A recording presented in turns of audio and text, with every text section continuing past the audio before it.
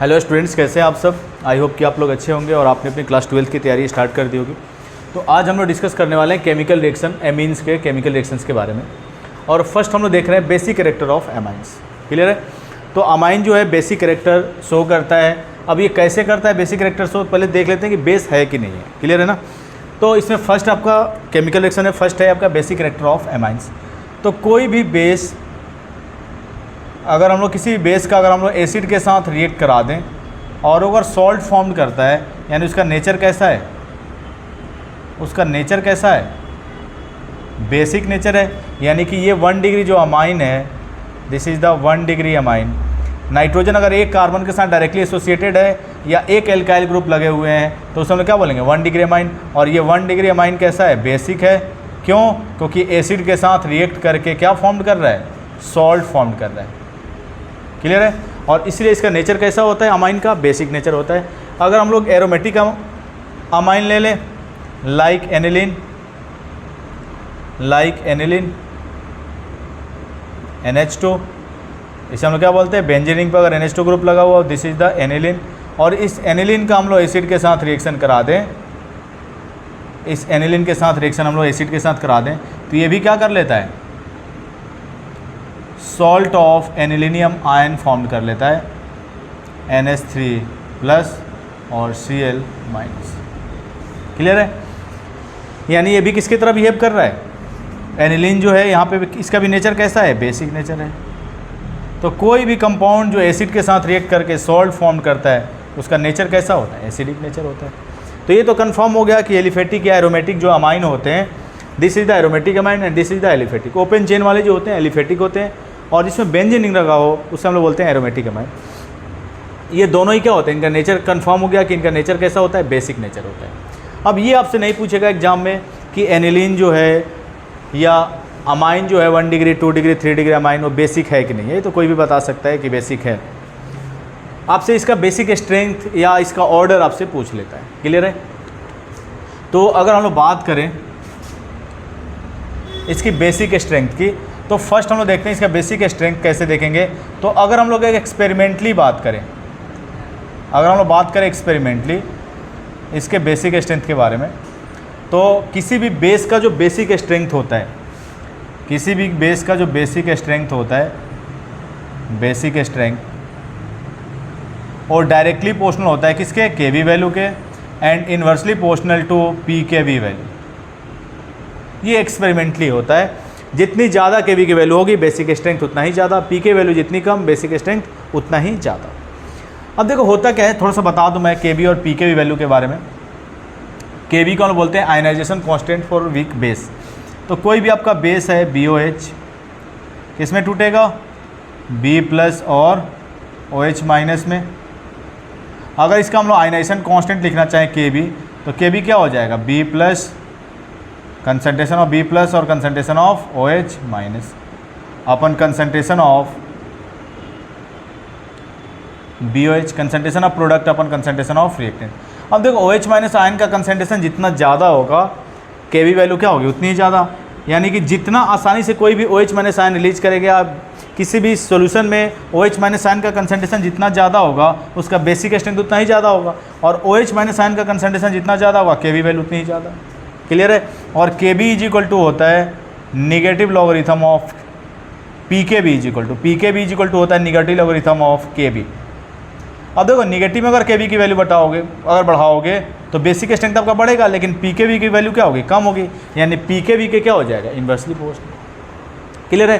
तो ये आपको बस समझने के लिए है, इसको याद रखने की ज़रूरत नहीं है आपको। सिंपल आप याद रखें, आप 4 एसिड आपको दे देगा, कोई भी 4 एसिड दे दिया या बेस दे दिया, A B C D, ये आपके एग्जाम्पल्स हैं। ये आपका बेस दे रखा है चारों, इसका दे दिया आपका Kb वैल्यू दे दिया, इसका Kb वैल्यू या Pkb वैल्यू दे दिया, इसका Pkb वैल्यू दे दिया। मैं एग्जांपल ले रहा हूँ 10.2, 10.3, 10.4 और 10.5। ये 4 कोई बेस है और सबका Pkb वैल्यू आपको दे दिया। अब पूछा इसमें कि बेसिक कैरेक्टर या बेसिक स्ट्रेंथ का ऑर्डर बताओ। तो जिसका Pk वैल्यू सबसे ज़्यादा उसका बेसिक कैरेक्टर उतना ही या बेसिक स्ट्रेंथ उतना ही कम, और जिसका Pk वैल्यू सबसे कम होगा उसका बेसिक स्ट्रेंथ क्या होगा, सबसे ज़्यादा। तो सबसे ज़्यादा बेसिक कौन होगा, फर्स्ट वाला, फिर सेकेंड, फिर थर्ड, फिर फोर्थ। तो ऐसे 4, 5 या 3, 2 आपका क्या दे देगा, बेस दे देगा, उसका केवी वैल्यू या पीके वैल्यू दे देगा, आपसे पूछ लेगा कि इसका आप बेसिक स्ट्रेंथ बताएं। तो जिसकी केवी वैल्यू जितनी ज़्यादा उसकी बेसिक स्ट्रेंथ उतनी ज़्यादा, और पीके वैल्यू जितनी कम होगी उसकी बेसिक स्ट्रेंथ क्या होगी, उतनी ही ज़्यादा। क्लियर है? तो ये तो हम लोग देख लिए एक्सपेरिमेंटली हम लोग कैसे देखेंगे बेसिक स्ट्रेंथ के बारे में। अब हम लोग थोड़ा सा थ्योरेटिकली देखते हैं कि थ्योरेटिकली हम लोग बेसिक स्ट्रेंथ को कैसे देखेंगे किसी भी अमाइंस के, एलिफेटिक या एरोमेटिक अमाइंस के। क्लियर है ना? तो देखते हैं उसको हम लोग थ्योरेटिकली, बेसिक कैरेक्टर को हम लोग कैसे देखेंगे, बेसिक स्ट्रेंथ को कैसे देखेंगे। क्लियर है? तो अगर हम लोग बात करें थ्योरेटिकली, तो अगर हम लोग थ्योरेटिकली बात करें, थ्योरेटिकली तो किसी भी आपका एलिफेटिक या एरोमेटिक अमीन की बेसिक स्ट्रेंथ आपको देखनी हो, तो बेसिक स्ट्रेंथ जो होता है, basic strength of amine, basic strength of amines की अगर हम बात करें तो ये डायरेक्टली प्रोपोर्शनल होता है availability of lone pair, availability of lone pair. अब लोन पेयर डोनेट कौन करता है, नाइट्रोजन। अब जितना आसानी से लोन पेयर अवेलेबल होगा नाइट्रोजन पे, उसकी बेसिक स्ट्रेंथ क्या होगी, उतनी ही ज़्यादा होगी। जैसे हम लोग एग्जाम्पल लेते हैं। क्लियर है? तो ये इंपॉर्टेंट पॉइंट है, आपको ध्यान रखना है। ये अगर कंसेप्ट आप याद रखते हैं तो बेसिक कैरेक्टर या बेसिक स्ट्रेंथ आसानी से आप किसी भी बेस का देख सकते हैं। क्लियर है? तो अगर हम लोग बात करें इसके बेसिक स्ट्रेंथ की, तो एग्जाम्पल लेते हैं हम लोग। तो हमने ले लिया NH3 और NH2 R2NH एंड R3N। अब देखो सब पे क्या है, नाइट्रोजन पे लोन पेयर अवेलेबल है। नाइट्रोजन कितना बॉन्ड बनाता है, 3 बॉन्ड, और इसके पास वैलेंस इलेक्ट्रॉन कितने होते हैं, 5, यानी कि इसके पास क्या होगा, एक लोन पेयर अवेलेबल होगा। और यही लोन पेयर जितना आसानी से ये डोनेट करेगा उतना ही अच्छा क्या होगा, बेस होगा। तो अगर हम लोग बात करें इसके बेसिक स्ट्रेंथ की, इसके बेसिक स्ट्रेंथ, क्लियर है? तो बेसिक स्ट्रेंथ अगर हम लोग देखें तो जितने भी एल्काइल ग्रुप होते हैं, यहाँ पे नोट करके मैं लिख दे रहा हूँ, ऑल एल्काइल ग्रुप और electron releasing. All alkyl group क्या होते हैं, जितने भी आर ग्रुप होते हैं, methyl, ethyl, propyl, butyl, pentyl, hexyl, all alkyl group are electron releasing group. जितने भी एल्काइल ग्रुप होते हैं सारे क्या होते हैं, इलेक्ट्रॉन रिलीजिंग, यानी हमेशा इलेक्ट्रॉन क्या करते हैं, डोनेट करते हैं। तो देखेंगे यहाँ पे कि फर्स्ट वाले, अगर अमोनिया के बारे में बात करें तो अमोनिया में ना ही कोई इलेक्ट्रॉन रिलीजिंग ग्रुप है, ना ही इलेक्ट्रॉन विड्रॉइंग ग्रुप है। जबकि सेकंड में हम देखें तो यहाँ पे क्या लगा हुआ है कि इलेक्ट्रॉन रिलीजिंग ग्रुप, जबकि यहाँ पे 2 इलेक्ट्रॉन रिलीजिंग ग्रुप, यहाँ पे 3 इलेक्ट्रॉन रिलीजिंग ग्रुप। क्लियर है? अब आप ही को कोई पैसा देना है, द्वार पे कोई भिखारी आया है और आपको पैसा देना है, घर के लोग सारे लोग चाह रहे हैं कि आप पैसा डोनेट करें, मम्मी पापा भाई बहन, तो आसानी से दे सकते हैं, और कोई नहीं चाह रहा कि आप पैसा दें, तो उसमें थोड़ा सा पैसा देना क्या होगा, डिफिकल्ट होगा। तो यहाँ पे आप देख रहे हैं कि 3 इलेक्ट्रॉन रिलीजिंग ग्रुप लगा, यानी कि नाइट्रोजन के पास तो लोन पेयर है ही देने के लिए, और साथ ही साथ 3 एल्काइल ग्रुप लगे हुए हैं जो कि इलेक्ट्रॉन रिलीजिंग ग्रुप हैं। ये लोन पेयर की अवेलेबिलिटी को और क्या कर रहे हैं, बढ़ा रहे हैं। अब जितना आसानी से लोन पेयर अवेलेबल होगा उतना आसानी से डोनेट करेगा। क्लियर है? तो 3 डिग्री जो अमाइन होगा, 3 डिग्री जो अमाइन होगा वो सबसे ज़्यादा बेसिक। फिर कौन सा होगा, 2 डिग्री अमाइन, क्योंकि 2 इलेक्ट्रॉन रिलीजिंग ग्रुप। और फिर कौन सा होगा, 1 डिग्री अमाइन। और फिर आपका कौन सा होगा, अमोनिया। क्लियर है? तो ये बेसिक स्ट्रेंथ का ऑर्डर आपका हो जाएगा। लेकिन इंपॉर्टेंट चीज़ यहाँ पे ध्यान रखना है, ये जो बेसिक स्ट्रेंथ हमने देखा है इन गैसियस फेज, ये बेसिक स्ट्रेंथ का जो ऑर्डर है, 3 डिग्री अमाइन सबसे ज़्यादा बेसिक, फिर 2 डिग्री, फिर 1 डिग्री, और फिर आपका है अमोनिया। तो ये जो बेसिक स्ट्रेंथ है, ये बेसिक स्ट्रेंथ देखा है हमने in gaseous phase, in gaseous phase. ठीक है? तो गैसियस फेज में ये आपका बेसिक स्ट्रेंथ का ऑर्डर होगा। अगर हम लोग एक्वस फेज लेंगे, एक्वस मीडियम लेंगे, तो ये ऑर्डर आपका क्या हो जाता है, चेंज हो जाता है। वो मैं बताऊंगा कैसे चेंज होता है, लेकिन बहुत इंपॉर्टेंट है।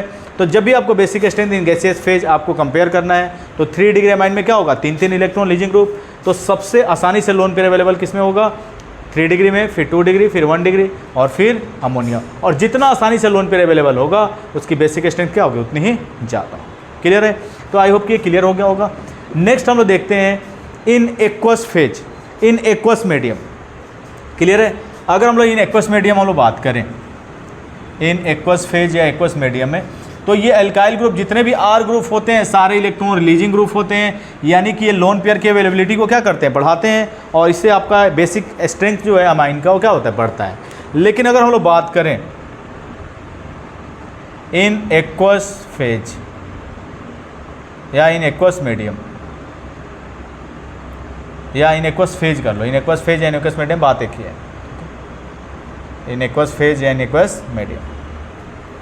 क्लियर है? तो अगर हम लोग यहाँ पे एग्जांपल ले लें, अगर हम लोग यहाँ पे एग्जांपल ले लें, अमोनिया ले लें और RNH2 R2NH R3N, ये हमने एग्जांपल ले लिया। अगर इसमें हम लोग को बेसिक कैरेक्टर का कंपैरिजन करना है, बेसिक स्ट्रेंथ का कंपेयर करना है, तो यहाँ पे हम लोग देखें तो एक्सपेक्टेड जो ऑर्डर है, एक्सपेक्टेड जो ऑर्डर है वो क्या हो जाएगा, एक्सपेक्टेड ऑर्डर बेसिक स्ट्रेंथ का अगर हम देखें तो क्या हो जाएगा, 3 डिग्री का सबसे ज़्यादा, 3 डिग्री अमीन, यानी कि 3 डिग्री अमीन का सबसे ज़्यादा, R3N का सबसे ज़्यादा बेसिक स्ट्रेंथ, फिर R2NH, फिर आपका हो जाएगा RNH2, और सबसे लेस बेसिक जो हो जाएगा वो हो जाएगा आपका अमोनिया मॉलिक्यूल। ये बेसिक स्ट्रेंथ का ऑर्डर हो जाएगा, ये एक्सपेक्टेड ऑर्डर है। लेकिन अगर हम लोग एक्चुअल में बात करें, अगर हम लोग एक्चुअल में बात करें तो एक्चुअल में हम लोग बात करें, अगर यहाँ पे अल्काइल ग्रुप के जगह अगर आपका अल्काइल ग्रुप क्या हो जाए, मिथाइल ग्रुप हो जाए, अगर अल्काइल ग्रुप क्या हो जाए, मिथाइल, और आपका अल्काइल ग्रुप अगर इथाइल ग्रुप हो जाए, यानी कि CH2 CH3। क्लियर है? जैसे एग्जांपल हम ले लें, जैसे आपका अगर आर ग्रुप अगर यहाँ पे क्या हो जाए, मिथाइल ग्रुप हो जाए, तो ये आपका हो जाएगा, ये हम लोग फर्स्ट ले लें तो यहाँ से हो जाएगा NH3 CH3 CH3 NH2 CH3 NH2 CH3 NH CH3 and हो जाएगा CH3 N CH3 CH3। Clear है? अगर हम लोग यहाँ पे क्या ले लें, R के जगह यहाँ पे क्या ले लें, मिथाइल ग्रुप ले लें, R के जगह हम लोग मिथाइल ग्रुप ले लें, तो ये आपका कंपाउंड हो जाएगा। और अगर हम लोग R के जगह हम लोग क्या ले लें, इथाइल ग्रुप ले लें, CH2 CH3, R के जगह हम लोग इथाइल ग्रुप ले लें, तो क्या हो जाएगा आपका, एक तो अमोनिया और दूसरा आपका हो जाएगा CH3 CH2 NH2 CH2 CH3 CH2 NH CH2 CH3, और लास्ट आपका हो जाएगा नाइट्रोजन पे 3 methyl group, CH3 CH2 CH3 CH2 CH3 CH2 CH3। अब देखो इसमें बेसिक स्ट्रेंथ हम लोग को देखना है, अगर R मिथाइल ग्रुप हो और R अगर आपका क्या हो, इथाइल ग्रुप हो, तो ऑर्डर हम लोग कैसे देखें। क्लियर है? तो बहुत ही सिंपल है। सबसे पहले आपको क्या कर लेना है, यहाँ पे बेसिक स्ट्रेंथ जब भी आपसे पूछे तो चाहे वो मिथाइल हो चाहे इथाइल हो, 2 डिग्री अमाइन का बेसिक स्ट्रेंथ सबसे ज़्यादा कर लेना है। 2 डिग्री अमाइन का बेसिक स्ट्रेंथ क्या कर लेना है, सबसे ज़्यादा। ये याद रखने का ट्रिक मैं बता रहा हूँ, हमेशा बच्चों का कन्फ्यूजन रहता है in aqueous medium basic strength हम लोग कैसे देखेंगे। तो 2 डिग्री का तो सबसे ज़्यादा कर लेना है। बाकी आपको देखना है कि अगर मिथाइल होगा तो क्या होगा और अगर इथाइल होगा तो क्या होगा। तो देखो मिथाइल में और इथाइल में अगर हम लोग बात करें तो छोटा एल्काइल ग्रुप कौन है, इथाइल, मिथाइल। और इथाइल की अगर बात करें तो इथाइल और मिथाइल में बड़ा एल्काइल ग्रुप कौन है, इथाइल। और 2 डिग्री तो सबसे ज़्यादा हो गया। अब हम लोग को कंपेयर करना है 3 और 1 में, तो 3 डिग्री में और 1 डिग्री में मिथाइल ग्रुप छोटा है, तो 3 और 1 में छोटा कौन होता है, 1 डिग्री। तो 1 डिग्री को पहले कर लेना है, 3 डिग्री को बाद में, और सबसे लास्ट में आपको किसको रखना है, अमोनिया को। उसी तरह से अगर इथाइल ग्रुप अगर बड़ा ग्रुप है तो आपको बड़ा ग्रुप है तो 3 और 1 में बड़ा कौन होता है, 3 डिग्री। तो इसलिए 3 डिग्री को पहले, फिर 1 डिग्री को, और फिर क्या हो जाएगा आपका अमोनिया। तो ऐसे आपको याद रखना है, 2 डिग्री को सबसे ज़्यादा कर लेना है। तो अगर मिथाइल ग्रुप हुआ तो 2 मिथाइल हो चाहे इथाइल हो, 2 डिग्री को सबसे ज़्यादा। फिर अगर छोटा ग्रुप है, मतलब मिथाइल ग्रुप है, तो छोटा वाले को पहले, अगर बड़ा ग्रुप है तो बड़ा वाले को पहले, बाकी अगर 1 डिग्री पहले तो फिर 3 डिग्री बाद में आएगा 3 डिग्री। इस तरह से हम लोग याद कर सकते हैं। क्लियर है? तो आई होप कि ये क्लियर हो गया होगा। और बहुत इंपॉर्टेंट है इन एक्वस फेज, आपको ध्यान रखना है, अगर मिथाइल ग्रुप होगा तो कुछ और होगा, और अगर इथाइल ग्रुप होगा तो आपका ऑर्डर कुछ और होगा। 2 डिग्री को सबसे ज़्यादा, अगर मिथाइल ग्रुप छोटा ग्रुप तो छोटा पहले, अगर इथाइल ग्रुप बड़ा ग्रुप तो बड़ा पहले, ठीक है। और 2 डिग्री को सबसे ज़्यादा और अमोनिया को सबसे कम, और बाकी इन 3 डिग्री और 1 डिग्री को आप इस तरह से कंपेयर कर सकते हैं। क्लियर है ना? तो आई होप कि ये क्लियर हो गया बेसिक स्ट्रेंथ के बारे में, बहुत ही आसान है। अब हम लोग देखते हैं एरोमेटिक अमाइंस की बात करते हैं। हम लोग बात करते हैं, अभी तक एलिफेटिक की हम लोग बात कर रहे थे, अब एरोमेटिक अमाइंस की हम लोग बात करते हैं, इसकी बेसिक स्ट्रेंथ की। क्लियर है? तो नेक्स्ट हम लोग बात करते हैं एरोमेटिक अमाइंस की। तो एरोमेटिक अमाइंस की अगर हम लोग बात करें, अगर हम लोग एरोमेटिक अमाइंस की बात करें, अगर हम लोग एरोमेटिक अमाइंस की यहाँ पे बात करें, तो एरोमेटिक अमाइंस की हम लोग बेसिक स्ट्रेंथ की बात कर रहे हैं। तो चाहे एरोमेटिक हो चाहे एलिफेटिक हो, किसी भी बेस का आपको पता ही है कि एरोमेटिक अमाइन भी क्या होता है, एक बेस होता है, और किसी भी बेस का बेसिक स्ट्रेंथ जो होता है वो क्या होता है, directly proportional to availability of lone pair. Nitrogen पे जितना आसानी से लोन पेयर अवेलेबल होगा उसकी बेसिक स्ट्रेंथ क्या होगी, उतनी ही ज़्यादा होगी। क्लियर है? तो हम लोग एक एग्जाम्पल ले रहे हैं। फर्स्ट हमने ले लिया aniline, this is the aniline, aniline, और हमने क्या किया, ऑर्थो पोजीशन पे हमने मिथाइल ग्रुप लगा दिया, एक बार ऑर्थो पोजीशन पे हमने लगा दिया मिथाइल ग्रुप, ऑर्थो पोजीशन पे हमने लगा दिया मिथाइल ग्रुप। एक बार हमने क्या किया, मेटा पोजीशन पे मिथाइल ग्रुप लगा दिया, मेटा पोजीशन पे हमने लगा दिया मिथाइल ग्रुप, और एक बार हमने पैरा पोजीशन पे लगा दिया मिथाइल ग्रुप।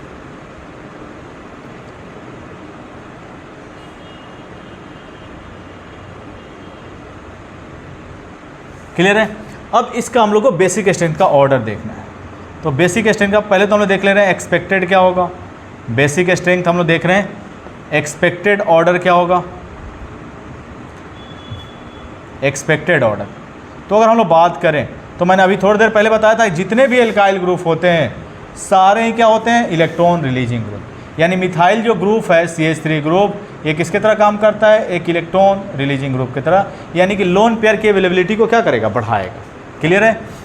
जो नाइट्रोजन पे लोन पेयर अवेलेबल है इसकी अवेलेबिलिटी को क्या करेगा, ये इलेक्ट्रॉन रिलीजिंग ग्रुप है, और कहीं भी इलेक्ट्रॉन के ऊपर और इलेक्ट्रॉन रिलीज करेंगे तो इलेक्ट्रॉन की अवेलेबिलिटी क्या होगी, बढ़ेगी। तो अगर हम लोग एक्सपेक्टेड ऑर्डर की बात करें तो आपको मैं बता दूं कि मेटा पोजीशन पे हमेशा ये वीक इफेक्ट लगता है, और ऑर्थो और पैरा पे ये इसके रिस्पेक्ट में कौन सा पोजीशन होता है, ortho, this is the Meta and this is the para.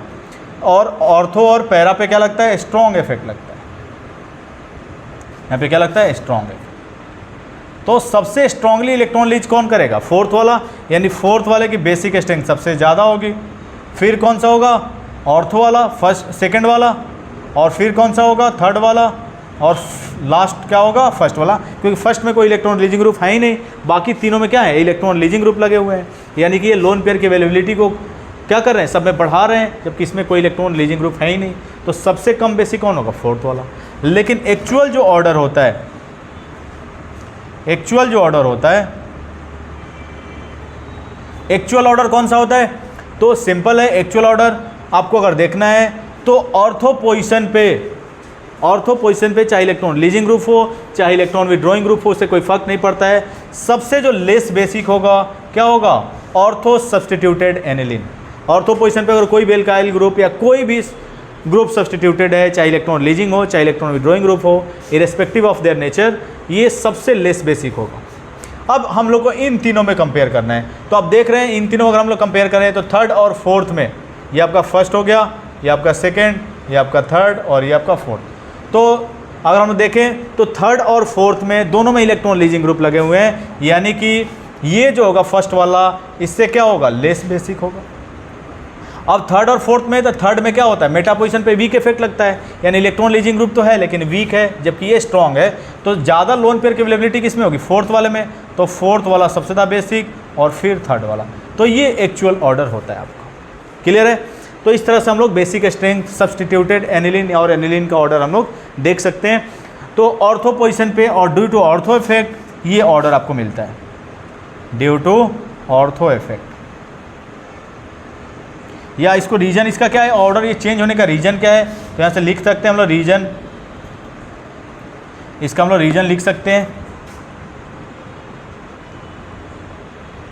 तो रीजन है steric hindrance to H2, SH2 steric hindrance to H2, steric hindrance to H2, SH2 H2O की वजह से ये क्या होता है, ये ऑर्डर चेंज हो जाता है। क्लियर है? अब एक हम लोग इलेक्ट्रॉन विद ड्राइंग ग्रुप लेके देख ले रहे हैं। ठीक है, तो मैं तो यहीं पे साफ कर रहा हूँ, तुम लोग साफ यहाँ पे नहीं करोगे, मैं सिर्फ कर सकता हूँ बोर्ड पे। तुम लोग नोटबुक में नोट कर रहे होगे तो तुम लोग यहाँ पे नहीं कर पाओगे, तो गलती से साफ मत करने लगना तुम लोग वहाँ पे। ठीक है, तो हम लोग ऑर्डर देख रहे हैं यहाँ पे। अब कोई इलेक्ट्रॉन विद ड्राइंग ग्रुप लगा दे तो ऑर्डर क्या होगा, ये चीज़ हम लोग देख रहे हैं। क्लियर है? अगर एनिलीन के ऊपर कोई इलेक्ट्रॉन विद ड्राइंग ग्रुप लग जाए तो फिर ऑर्डर में क्या चेंजेस आएगा। तो यहाँ पे हमने लगा दिया nitro group, this is the nitro group. और NO2 ग्रुप जो होता है, this is the NO2 group. और ये जो होता है इलेक्ट्रॉन विथ ड्राइंग ग्रुप, क्या होता है, इलेक्ट्रॉन विथ ड्राइंग ग्रुप। एक बार ऑर्थो पोजीशन पे, एक बार मेटा पोजीशन पे और एक बार पैरा पोजीशन पे। तो अगर हम लोग एक्सपेक्टेड ऑर्डर देखें तो देखो तीनों में इलेक्ट्रॉन विथ ड्राइंग ग्रुप लगे हुए हैं, फर्स्ट, सेकेंड, थर्ड और फोर्थ में। This is the first, second, third and fourth. यानी कि फर्स्ट वाले का बेसिक स्ट्रेंथ क्या होगा, ये एक्सपेक्टेड है, ये आप एक्सपेक्ट कर रहे थे क्या होगा, तो फर्स्ट वाला सबसे ज़्यादा होगा। फिर इन तीनों में अगर हम लोग कंपेयर करें तो मेटा पे वीक इफेक्ट लगता है, इलेक्ट्रॉन विड्रॉ कर रहा है, लोन पेयर की अवेलेबिलिटी को कम तो कर रहा है, लेकिन इन दोनों के कंपेयर में थोड़ा कम कर रहा है। यानी कि थर्ड वाला फिर हो जाएगा, और फिर आपका सेकंड वाला, और फिर फोर्थ वाला। लेकिन एक्चुअल में क्या होगा, एक्चुअल में क्या होगा, मेटा वाले को सबसे कम कर लेना है, यानी थर्ड सेकंड वाले को सबसे कम कर लेना है। अब बाकी देखो थर्ड और फोर्थ में इलेक्ट्रॉन ड्राइंग ग्रुप लगा हुआ है, यानी फर्स्ट वाले का सबसे ज़्यादा बेसिक, और थर्ड यहाँ पे क्या इफेक्ट लगता है, वीक इफेक्ट, जबकि यहाँ पे क्या लगता है, स्ट्रॉन्ग इफेक्ट। ये क्या करेगा, स्ट्रॉन्ग इलेक्ट्रॉन विथड्रॉ करेगा यहाँ से, तो लोन पेयर की अवेलेबिलिटी को ज़्यादा कम करेगा, यानी कि इसकी बेसिक स्ट्रेंथ क्या होगी, कम होगी, और थर्ड वाले की क्या होगी, ज़्यादा, और फिर आपका आ जाएगा फोर्थ। तो ये एक्चुअल ऑर्डर है, ये आपको एग्जाम में जब भी ऑर्डर लिखना है ये लिखना है, ये नहीं लिखना। तो इस तरह से हम लोग बेसिक स्ट्रेंथ देख सकते हैं किसका, एनिलीन के हम लोग बेसिक स्ट्रेंथ की बात कर सकते हैं। एनसीईआरटी में भी क्वेश्चन कुछ पूछा हुआ है बेसिक स्ट्रेंथ के ऊपर, देख लेते हैं कौन सा क्वेश्चन है। कुछ क्वेश्चंस आए हुए हैं बेसिक कैरेक्टर के ऊपर, तो एक दो क्वेश्चंस मैं करा देता हूँ, बाकी तुम लोग खुद से प्रैक्टिस करोगे क्वेश्चंस को। ठीक है, आसान आसान से क्वेश्चंस हैं, तो बेसिक स्ट्रेंथ के हम लोग क्वेश्चंस की देखें। तो नेक्स्ट क्लास में हम लोग डिस्कस करेंगे आपका एनसीईआरटी। एक क्वेश्चन तो मैं करके तुम लोग को बता देता हूँ। तो इन टेक्स्ट का 13.4 हम लोग क्वेश्चन नंबर देख रहे हैं, इन टेक्स्ट का 13.4 क्लियर है, और इसकी हम लोग बेसिक स्ट्रेंथ की बात कर रहे हैं। ठीक है, इन टेक्स्ट का 13.4 एनसीईआरटी का क्वेश्चन नंबर, ठीक है, और इसके हम लोग बेसिक स्ट्रेंथ देख रहे हैं। क्वेश्चन है आपका, arrange the following increasing order of their basic strength, arrange the following in increasing order of their basic strength. और भी एक्सरसाइज के भी कुछ क्वेश्चंस है जिसे हम लोग डिस्कस करेंगे क्लास में। Arrange the following in increasing order of their, in text का आपका है, इन टेक्स्ट का क्वेश्चन, इन टेक्स्ट क्वेश्चंस का क्वेश्चन नंबर है 13.4, 13.4।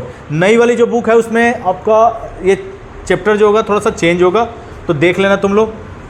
तो यानी जो एमाइन चैप्टर है उसी चैप्टर का है। इंटेक्स्ट का क्वेश्चन नंबर उसमें आपका आ जाएगा 5 और 9, 9.4 तुम लोग, 13.4 ये ओल्ड बुक का है, 9.4 ये आपका जो न्यू बुक है उसके लिए। ठीक है, ये क्वेश्चन नंबर है। तो आपसे क्वेश्चन क्या बोला है, arrange the flowing, arrange the flowing, arrange the flowing, arrange the flowing in increasing order of, in increasing order of, in increasing order of their basic strength, in increasing order of their basic strength। ठीक है। तो increasing order में basic strength आपको बताना है। First question है आपका C2H5NH2, C2H5NH2, यानी कि आपका क्या है, ये 1 डिग्री अमाइन है। दूसरा है आपका एनिलिन C6H5NH2। देखो C6H5NH2 को हम लोग इस तरह से लिख सकते हैं, this is the aniline, this is the aniline, this is the aniline. Clear है। और करके मैं लिख दे रहा हूँ, इसका स्ट्रक्चर इस तरह से हम लोग लिख सकते हैं। नेक्स्ट है C6H5CH2NH2, तो ये है C6H5CH2NH2। क्लियर है। नेक्स्ट है आपका C2H5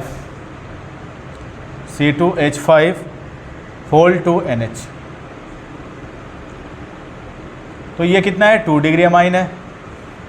ये आपका क्या है, एनिलिन है। अब इनका बेसिक स्ट्रेंथ आपको बताना है कि किसकी बेसिक स्ट्रेंथ ज़्यादा होगी, किसी की बेसिक स्ट्रेंथ कम होगी। क्लियर है। अब देखो, जब भी आप क्वेश्चन में कुछ भी नहीं बोले तो आप गैसियस मीडियम लेके कर सकते हैं क्वेश्चन को। तो देखो यहाँ पे अगर देखेंगे हम लोग, तो लोन पेयर जो है नाइट्रोजन का और रेजोनेंस में पार्टिसिपेट कर रहा है, तो यहाँ से लोन पेयर, अगर कोई मान लो मुझे रूम से बाहर निकलना है और कोई मुझे होल्ड कर ले, तो रूम से निकलना क्या होगा, डिफिकल्ट। अब ये लोन पेयर जो है पाई इलेक्ट्रॉन के साथ क्या कर रहा है, रेजोनेंस, तो यहाँ से लोन पेयर का निकलना क्या होगा, काफ़ी डिफिकल्ट। और तुम लोग को बता दूँ कि एलिफेटिक जो एमीन होते हैं, एलिफेटिक एमीन, इनका बेसिक स्ट्रेंथ जो होता है वो ज़्यादा होता है as compared to aromatic amine. यानी कि कहीं भी एरोमेटिक एमीन है तो उससे ज़्यादा बेसिक होगा कौन, एरोमेटिक एमीन। क्यों, क्योंकि इसमें क्या होता है, लोन पेयर जो है रेजोनेंस कर रहा है, और रेजोनेंस की वजह से क्या होगा, लोन पेयर रेजोनेंस की वजह से यहाँ से लोन पेयर को निकालना क्या होगा, काफ़ी डिफिकल्ट होगा। तो हम लोग देखें तो सबसे ज़्यादा बेसिक कौन सा होगा, हम लोग देखें तो सबसे ज़्यादा बेसिक कौन सा होगा, फोर्थ वाला सबसे ज़्यादा बेसिक होगा, क्योंकि 2 डिग्री अमाइन है, सबसे ज़्यादा बेसिक। फिर आपका कौन सा हो जाएगा, फर्स्ट वाला, is the first, second, third और ये फोर्थ। फिर आपका देखो ये इसमें क्या है, लोन पेयर जो है रेजोनेंस में पार्टिसिपेट नहीं कर रहा है, यहाँ पे लोन पेयर जो है रेजोनेंस में पार्टिसिपेट नहीं कर रहा है, तो यहाँ पे लोन पेयर आसानी से इसके कंपेयर में दे सकता है, यानी कि थर्ड वाला हो जाएगा। और फिर कौन सा हो जाएगा आपका, सेकंड जो हो जाएगा सबसे लेस बेसिक, क्योंकि इसका लोन पेयर क्या कर रहा है, रेजोनेंस में पार्टिसिपेट कर रहा है, तो इसकी बेसिक कैरेक्टर सबसे कम। तो इस आपको लोन पेयर की अवेलेबिलिटी देख लेनी है और आसानी से आप ऑर्डर बता सकते हैं। क्लियर है। तो बाकी इसका 2 क्वेश्चन और है 13.4 का, सेकेंड और थर्ड, तो इसे तुम लोग करके आओगे। क्लियर है। तो आई होप कि ये क्लियर हो गया होगा।